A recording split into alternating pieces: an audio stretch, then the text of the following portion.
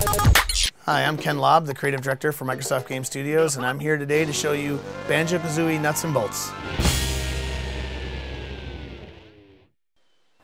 So here we are on Spiral Mountain. You may remember it from the beginning of both games. Now Banjo's house is slightly dilapidated. The sound design in this video is premature. So there's missing sound effects, there's missing music, but it's pretty, so why don't you go ahead and run it. The thing that struck me coming out of the Gamers Day, both at Rare and in San Francisco, was that most people understood that it was still Banjo, but there's obviously a question out there of, hey, is this Banjo? Is it a racing game? Is it a kart game? I don't really understand what's going on based on some of the screenshots or videos we saw. Actually, it's very much still a platformer. Okay, so there's a little bit more to that, but we figured we'd jump right ahead. So I'm going to show you later also some of the stuff you do in Showdown Town, but there's two primary things that you do in Showdown Town. One is you collect the parts so that you can build better vehicles, and the other is you open up the actual game levels. So the first piece they're going to show here is what it's like to grab a box and what you do with it. You basically, there's crates of parts spread all throughout Showdown Town. You bring them over here, you talk to Mumbo, and he'll put them into your inventory so that you can use them to build, which is what you did when you were doing the multiplayer offsite. More importantly, though, you use Showdown Town as the hub world, and you gain access to the game worlds through the hub world. So you start out, you have a vehicle that's not very good, doesn't go very fast, can't jump, can't go up steep slopes, which is why he's taking this kind of long way around to get up to the top. After you've dabbled for just a couple of minutes, Log comes out and he tells you, okay, I want you to come meet me up at this place. Tell you what you need to do next, which is right here. If you notice off to his right, there was this thing. That's called a game globe.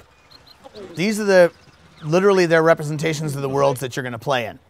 So in order to play in them, though, first you have to take it and you have to find your way over to this stand, put it on, and then throughout Showdown Town, doors will open that you get access to based on how many jiggies you have. So I think the way you unlock this game is very elegant. You know, it's like previous platformers. If you think about just Banjo in the past, you had this weird maze of an overworld that you unlocked by going through doors that had note numbers on them. So as you gathered certain numbers of notes inside the levels, you could get to a bigger and bigger piece of the world. This game, they turned it completely into a platformer, where the world, this world, Showdown Town, is locked only by the abilities of your vehicle. You know, of the things that you are able to add. So this, for example, right here, right here's the game globe place that you saw in the video, but he had to go up the back way because he didn't have the sticky tires yet. As you can see, Showdown Town is pretty big. So this vehicle has a couple of abilities. It has a float, so I could go in the water. It has the spring to jump, and it has a laser. I won't explain to you why you'll need lasers. We'll save that one for maybe another day. See these cranes? There's a big crane on the left and there's two cranes on the right. You can see on the cranes on the right that it has the little box icon. Yeah, I want to get one of those. Those are probably kind of good.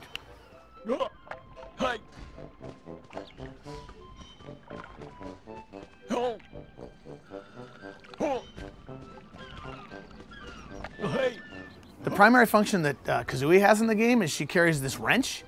And the wrench is used for many different things. One of the things that the wrench is used for is to turn these devices. So you basically grab with the wrench, and then you twist the controller around, and it'll move different things in the game. So I'll shake my box free. There's other gameplay in Showdown Town besides just find boxes and put the game globe down. And one of them is being shown to you right now by the somewhat angry police force. So if you look over here, little gumball machine looking thing with a 0 in it. So that's a jiggy dispenser. So when you go into one of your worlds, like what you'll do today to collect jiggies, you don't just get the jiggy. You get the jiggy out of game world and put into the jiggy dispenser. At first it's simple. I just have to come over here. I have to do my typical grab the thing and spin it, and a jiggy will pop out right here. And then I can put it up, and then I carry it over to that, and it sticks the jiggies up into this device. This is showing 100 because I cheated my way, right?